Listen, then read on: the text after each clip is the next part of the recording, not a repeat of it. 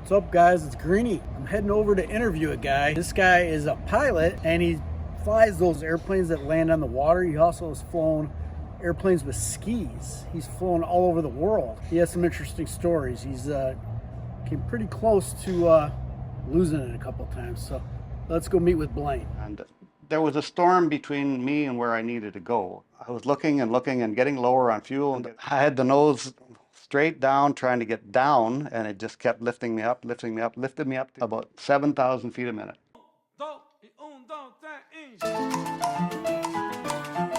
All right, guys, I'm here with Blain, and Blain has some interesting stories. He wrote a book. He has so many interesting stories. Is this your first book, Blain? That's my first book. I wrote it during COVID layoff. Oh, okay. Okay. And Blain, you're a pilot. Yeah, seaplane only. Seaplane pilot. How long have you been a pilot for? 46 years. And he's got a lot of interesting stories in here, but we'll just talk about a little of it. How old were you when you started flying, Blain? Well, my father had an airplane when I was 14, so I learned to fly when I was 14, but weren't able to get a license legally until 17. So I started the official training when I was 16, and that was 1975. Wow. Was your father a seaplane pilot also? No, he was just a farmer who owned an aircraft. Was he actually licensed, or back in those days you just No, did he have had a private license. So he Okay. had a license to fly for himself. And you grew up in Canada, in Manitoba. Yeah, Gladstone, Manitoba. Born and raised on a farm, and went to school there, graduated high school there, but got a flying license before I finished high school and then took off for the north. This is something you knew you always wanted to do. Like, basically, this was like, I wouldn't say that. Initially, after I got my private license, I wasn't really sure I was going to make it a career. I had to be convinced a little bit later, and once I was convinced, then I knew it was my lifelong dream. but you knew you wanted to fly. You knew you wanted to Yeah, be a yeah. pilot. I was first flying first time about 10 years old, and it was from that point that I knew that I wanted to at least get my own license so I could fly my own airplane. And how old were you when you got your first actual commercial job flying an airplane? Well, I started with an instructor rating, and I got my first job at the end of 1977, so about a year and a half after I got the license. And then I got my first, what I call real job, flying a bush plane, a small six-passenger seaplane in 1978. So I was not quite 20 years old. And where was that one? Where was that job located? In northern Manitoba, up in the bush country. Oh, okay. Just lakes and And you got an lakes and interesting bush. story in your book about a storm. Yeah, well, that came years later. Okay. The airplane I fly is a de Havilland Twin Otter, and most of my time on the Twin Otter is on floats, on pontoons. Right. When I was My first job was actually working on the dock when I fresh out of high school, and I was there just to load airplanes, to fuel airplanes, to clean airplanes.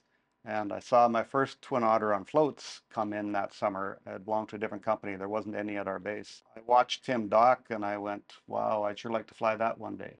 Sometimes you got to be careful what you wish for, because I started flying it in 1980, and now 42 years later, I'm still flying the same airplane. Wow. When you were first flying in Manitoba, I mean, you flew in the winter too, right? Yeah, it was year round. Yeah. We were mostly on wheels or on floats and skis. So our holiday would have been during freeze up and break up.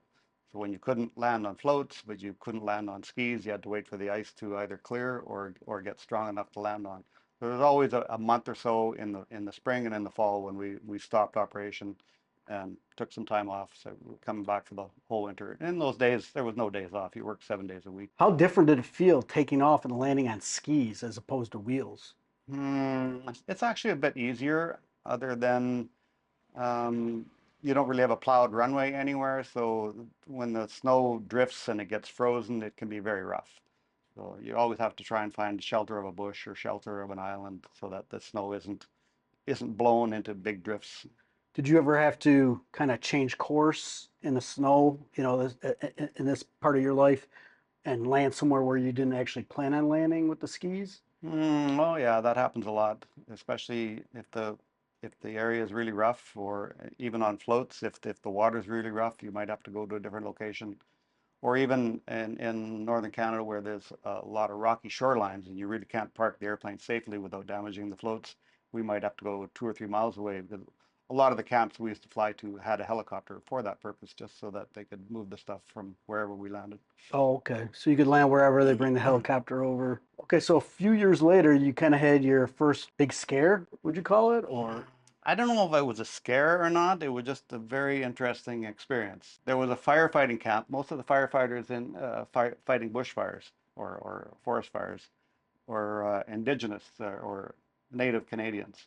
And they would set up these temporary camps for them to go into the bush to fight the fires after the water bombers put most of the fire out. They would go clean up the small fires. And this time the camp was near where the big fire was. The big fire was mostly gone, but then a storm came through. And the storm lit the fire up again really strong, but also turned it towards them where before it was going away from them. But the big wind and a change in the wind direction started coming towards this camp, and they were in danger of being burned out. They had no place to go. So I was dispatched to go and get them out of there before the fire got them. mm, And there was a storm between me and where I needed to go, and I couldn't get through the storm because it was big rain, big lightning, big, lots of trouble, and it's dangerous for the aircraft. So I had to find a way to get around the storm. And so I finally did. I had to go maybe 20 minutes longer than I should have or needed to, I guess. But I came back. And by the time I got there, the fire was getting right into the camp. So I pulled up to the shoreline and I said, come on, guys, get on, hurry. And they all got on, about 10 firefighters, and we got out of there just as the camp started burning. Now I'm airborne and I got to get back to where I came from, but that storm again is in the way. I started paralleling where I needed to go, trying to find a hole through the storm. I was looking and getting lower on fuel and getting lower on fuel and knowing I got to go, through the storm somewhere. And what I saw was a break in the storm, at least what I thought was a break in the storm. I could see light, and I thought it was late in the day, and I thought maybe that's the setting sun. Maybe that's a narrower part of the storm. Maybe I can go through there. mm. So I went through there, and it wasn't the sun. It was actually a stronger part of the storm that had lifted the fire up and created a big blaze. Oh And I went boy. right into the storm. It was a lot of rain, a bit of hail, a lot of lightning, and then we got into quite a bit of turbulence, and I'd slowed down, but the aircraft started climbing in a big updraft from the storm. Oh. And so I was only about 500 feet off the ground, and we started climbing, and I pulled the power back and pulled the power back, pulled the power back until we had zero power. And we were going up about 7,000 feet a minute in this updraft. Oh my God. And I had the nose straight down, trying to get down, and it just kept lifting me up, lifting me up, lifted me up to almost 17,000 feet before it From finally, 500 to 17,000. yeah, there's no power, just the power of the wind lifting us up. And then when we finally let go, then we got into a serious, big downdraft. And so I had to add power, add power, add power. Pretty soon I was full power with the nose up like this and trying to climb, but I was going down 3,000 feet a minute. And I was going, okay, I hope we don't get carried all the way to the ground where it's going to smash into the ground. But I thought, okay, this downdraft is not going to go straight into the ground. It's going to bend when it hits the ground, right? And you get these big, strong winds. So but that's what happened. It took us all the way down, and the trees were coming at me. I'm going, come on, come on, come out of here. And finally, out the bottom we went. I took the guys back home. As we pulled up the dock, one of the guys said, thanks for getting us out of there, Captain. He said, you scared the shit out of me, but thanks for getting us home. Let me ask you this. So when you were flying, were they in the back and you were in like a separate quarters, or is it No, open where you can see them? it was open. And so The what, nearest guy was from me to you away. So I was up here, and he was just. could you hear them all like panicking? Like what was the reaction? Like were No, they praying they or were all pretty quiet, probably hanging on for dear life. like Yeah. wow, okay. I can only imagine, in just regular commercial flights I've taken, I've had a couple that have been really bumpy, and I mean, people, they're going crazy in it. But these guys are used to stress. I mean, Yeah. it's all part of the job, I guess, for them. But that's Yeah, well, actually, a bit of a funny part there because when I first picked them up and they all got on board, I said, okay, we're getting out of here. And I knew that I couldn't go straight home because of that storm. mm, So I said to the couple of guys in the front, I said, I'm going to get you home, guys. We might have to do some dipsy doodling. I don't know where that came from, but I said, we might have to do some dipsy doodling to get home. And so as I was, trying to get through the storm and we got back next day or that night, and Next morning, I come out of the office and there's these two guys walking across the street, and the one of them said, "Hey, pilot, do you do any dipsy doodling lately?" I thought I didn't remember saying that, but he sure remembered it. Wow. So how many missions or would you say you did with like the firemen up there, like over the period of time that you were doing that up there? Well, it was a small part of our work. There were certain times when the fires were close to our base that we did a lot of work with them, but it was really a small part of our work. There was a lot of fishermen, a lot of hunters, a lot of exploration, a lot of mining, a lot of drilling companies. So So it was widespread what we were doing. so if you were saying, I live near Canada and I haven't done it, but I've looked into it and a lot of friends they go on these fishing trips out in the middle of nowhere. Is that what you would do is just take the people to That was this part of remote our work. area and Yeah, okay. I got my Twin Otter when I was, gosh, I don't know, 21, 22 years old. And so now I'm the captain, right? And I walk down to the dock and there's 10 Texas fishermen there getting their stuff ready in the airplane. And as I crawl into the cockpit, one of the Americans goes, "Oh my God, don't tell me that effing kid is our pilot." So when I when I was 22 years old, I looked pretty young. Oh yeah, I bet. You got them there though. They got their I got him there. Okay, so at some point in time, your career as a pilot transitioned into something more vacation minded or tropical. Like you ended up Well, that was a choice. I really like float flying, but in Canada we could only float fly from say May through October, and Mhm. sometimes not even October because May was still some ice on the lakes. We couldn't get into the lakes with floats, and then by October it was starting to freeze again. We couldn't also get into the lakes because of ice. So there's only a short period that we could actually do seaplane flying or float flying. And then we'd go on skis for the winter. Well, skis was okay, but I just never enjoyed it as much as floats. So after I did about, I don't know, 6 or 7 years in Canada on skis and floats, I went, I'm going to see if I can't find a job floats year round. Mhm. And so that was about 1984 that I took a job in the U.S. Virgin Islands and went floats year round, which was perfect. That's And what were you exactly. doing? Like what did that job entail? What was your That was just a scheduled run between St. Croix and St. Thomas in the U.S. Virgin Islands. It okay? was only 40 miles, and we did that 8 round trips a day. So it was actually a lot of flying. But we only had one aircraft and we had two pilots. So we took 2 days on, 2 days off. So it was a nice schedule, even though it was 2 long days, but 2 days off after Right, right. was nice.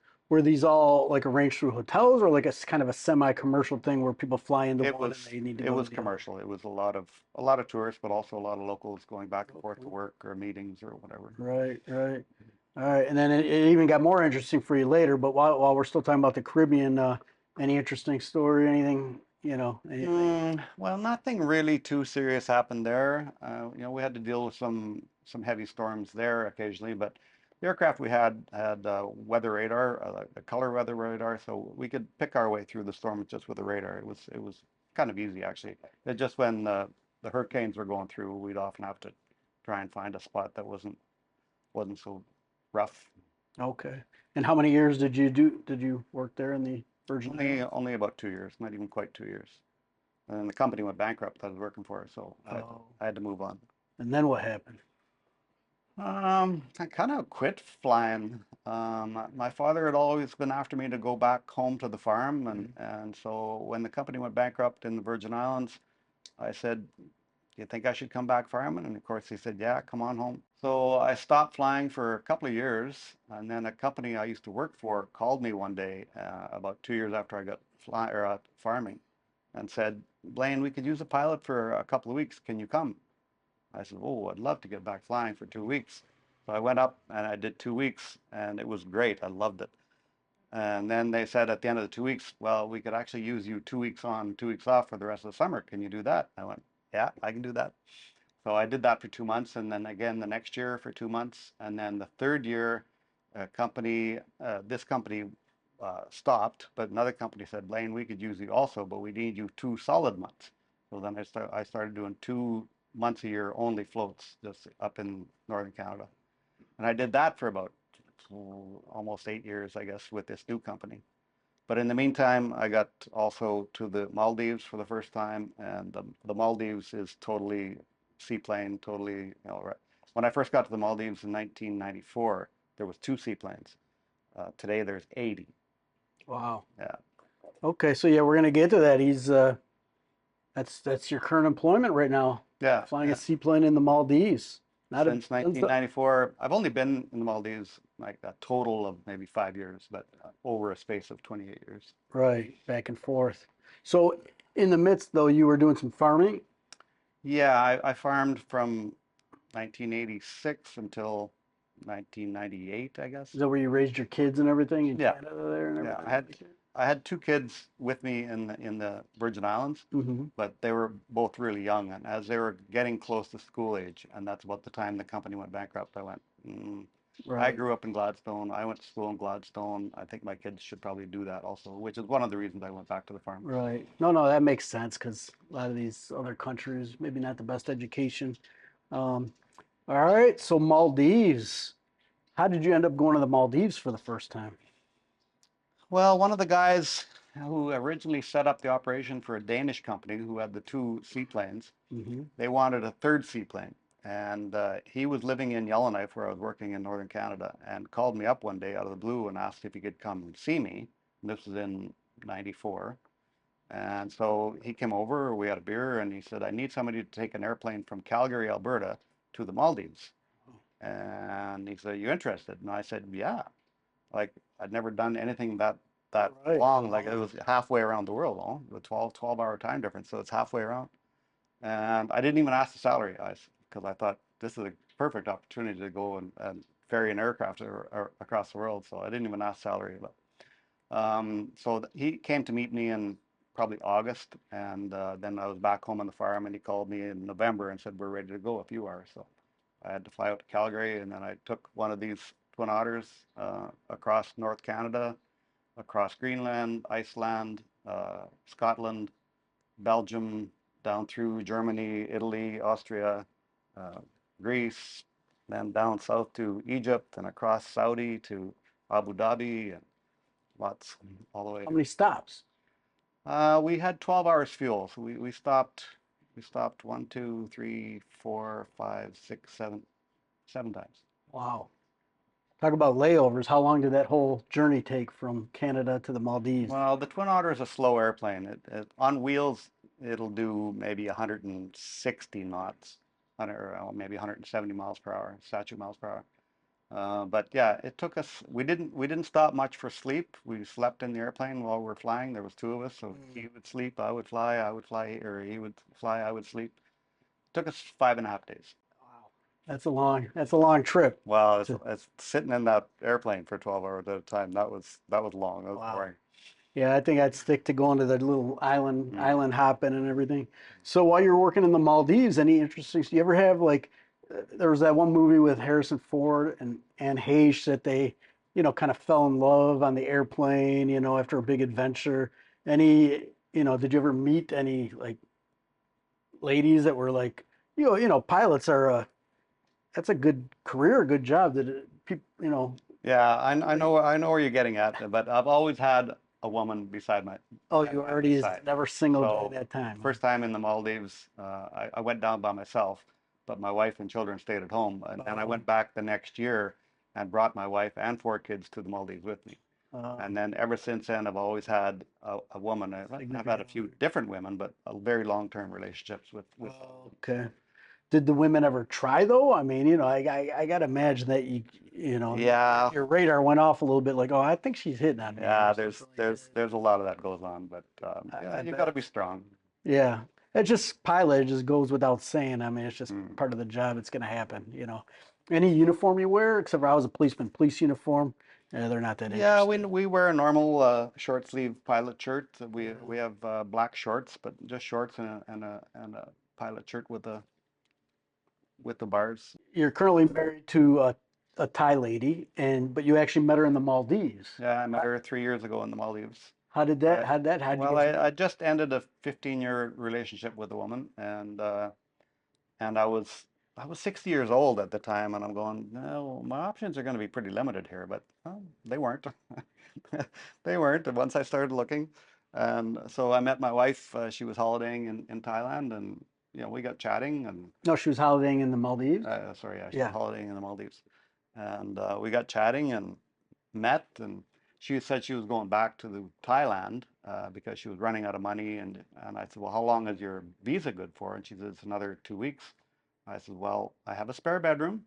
You can stay in my spare bedroom. I will look after your food. I look after your costs. It won't cost you any more money. I can change your ticket.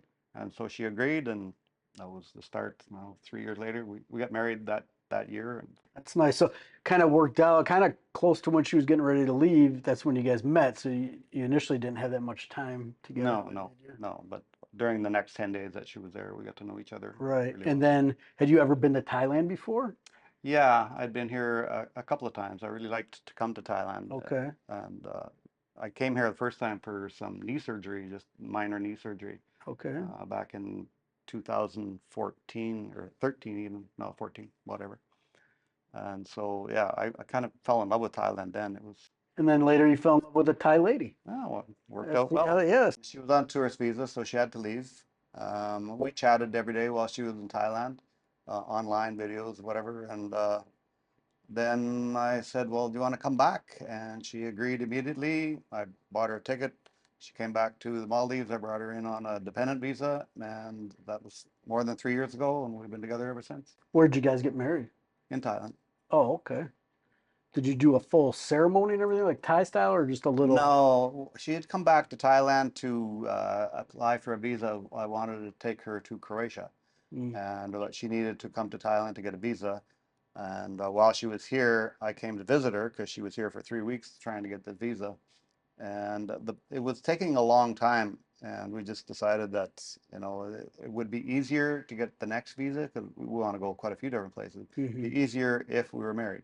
Right. So we decided to get married just at JP here in Bangkok. Okay. Yeah. Similar to what I did here in Banglamoon. Mhm. And so the next chapter of your life will be here in Thailand. You guys bought this homestay. It's going to be a nice retirement. Now, you were explaining the title of your book because we're going to get into that. What's the title again? It's old pilot, bold pilot, and that comes from an old saying. Been taught to pilots ever since the 30s, I think. So almost 90 years that the saying's been taught. And it's there are old pilots and there are bold pilots, but there are no old bold pilots. And meaning don't take too many chances because you probably won't live too long. But I have taken a lot of chances, and I did a few crashes and spent some time in the hospital, and I think I crossed the line a little bit into the bold territory, so that's why the name is Old Pilot, Bold Pilot. And this is one of the planes that you crashed right here, right? Yeah, that was an experimental thing we were working on 20 years ago, and I was the test pilot, and yeah, one too many design changes didn't work out. And okay, so it was mechanical error or user error, you It was think? mechanical for the most part. User error in that we had worked on this design for 6 months, and I wanted to get it airborne. And we were skimming across the water faster than normal. I wasn't airborne, and it was really a mindset, a stubborn streak that going, I'm going to get you airborne. And we got airborne too fast, and as soon as it got airborne, it pitched straight up, and I had no control, so we ended up coming down straight into back into the water. And you talk more about it in the book, and you were in the hospital, Yeah. and you had some serious injuries, and that was the bold pilot there. But Mm. you're so close to retirement, to living your life, to living the dream here in Thailand, and just running your homestay. So no more bold. Take it That's easy. hard to do. It's a bit of a habit. Yeah, yeah. All right, Blaine. Well, we're not going to talk anymore. Check out the book if you want to know more. How can they get the book? Tell me, what are you on Facebook again? I have a Facebook page called Old Pilot, Bold Pilot. I'm setting up a Shopify account right now. It should be active within the week. And it's on two different websites for sale. One called Coast Dog Press, and the other was called Aviator Bookshelf. So you can check out those two sites, or my Shopify will be active soon. Okay. If you're into aviation, looks like it'll be a pretty interesting read. If you're not into aviation, you just like stories about the people risking their lives flying, I guess that'll be interesting too. And I appreciate you taking the time talking to me about it. If you guys enjoyed the video, make sure you give it a thumbs up. Check out this playlist. I'm doing more interviews, and I'll be putting the interviews in this playlist, interviews. So talk to you guys later. Make sure you like and subscribe, and Greeny out.